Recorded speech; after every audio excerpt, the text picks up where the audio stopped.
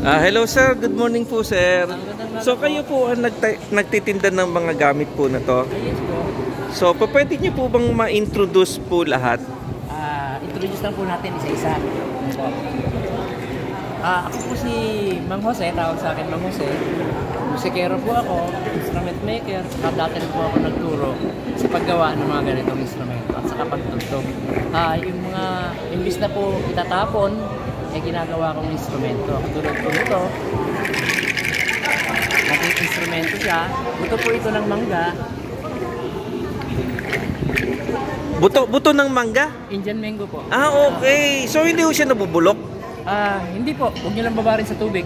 Pag natuyo yan, tuyo na po yan. Hindi na yan mabubulok. Okay. Magulang na mangga po yan. Okay. Ito lang po, awayan, na imbis na ipanggatong, nilagyan ng balat, naging tambo. Okay. Bali, balat po ng ano to? Kambing po yan. Oo nga no. Okay. Ito naman po, binigay ng kaibigan ko, bowl. Kasi ano po siya, pottery. Okay. Nagawa siya ng pottery. Nilagyan ko ng balat, naging tambol na siya. Oo nga no. Balat ng ano po? Kambing din po. Okay. Tinanggal lang yung balahibo. Opo. Yan. Okay.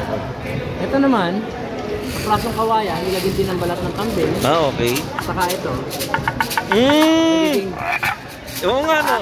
Okay. Ay, surprise. Okay. Galing. Okay. Saka yung mga takip po ng bote, huwag nyo itatapon. Pwedeng gawin instrument. Okay. Parang ano yan? Pundador? Ano to? Emperador. Emperador po. Okay. Ito po, tansan.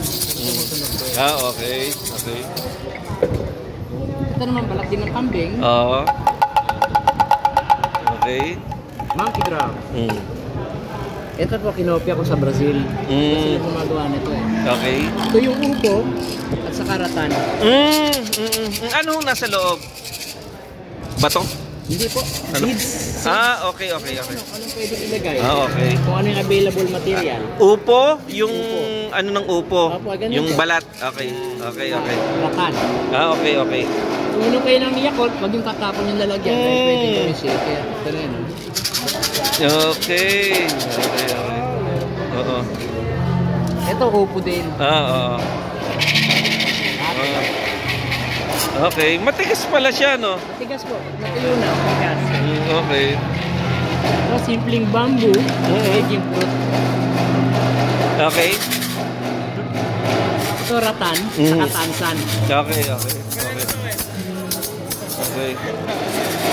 Ito naman, bamboo clapper. Din. Tapos kahoy. Okay. Okay. Ito, buwira. Tawag dito, buwira. Oo nga, no? Bali, saan po yari ito? Aluminum. Okay. Hindi ba ito sa pinto ng screen door? Okay. Ito, kawayan din. Okay. Ito, tawag dito, clave. Okay. Lahat po ba ng kahoy pa pwedeng gawin ganito? Depende po sa tunog. Okay. Depende sa tunog. Pero ito yung... tunog, pwede gawin. So, bale, may frequency ho siya, di ba? Meron. So, ano ho yung frequency nito? Ay, hindi ko po alam. Okay. Magkapareho siya. Magkaiba ng tono. Pwede mas mahaba. Pwede. Mas mahaba, may epekto, no ho? Meron din. Okay. Ito, kawayan. Okay. Ito naman, aluminum. Okay. Galing. Okay. Okay. Galing. Okay. So ito, same din po siya. Anong tawag? Marakas? Marakas ba? Pagka ganito, tawag shekere. Shekere. Okay. Pagka ganito, ayun tawag ahatse. Pero pareho rin naman siya. Pareho ng material, iba lang yung forma. Okay.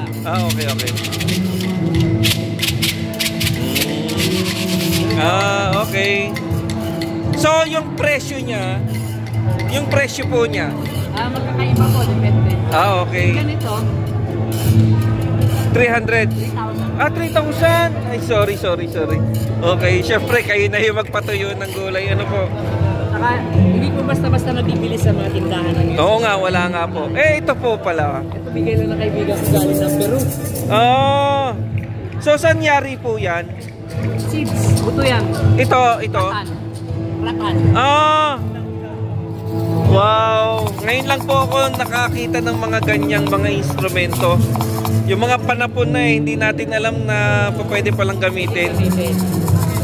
Okay. Ito, mangga rin po to, di ba? Mangga. May kulay lang siya. Kinulayan. Galing naman.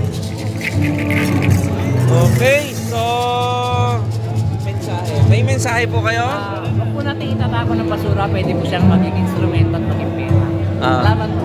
Okay, so maraming salamat po. Anong pangalan po ulit? Mang Jose. May contact number? Meron po.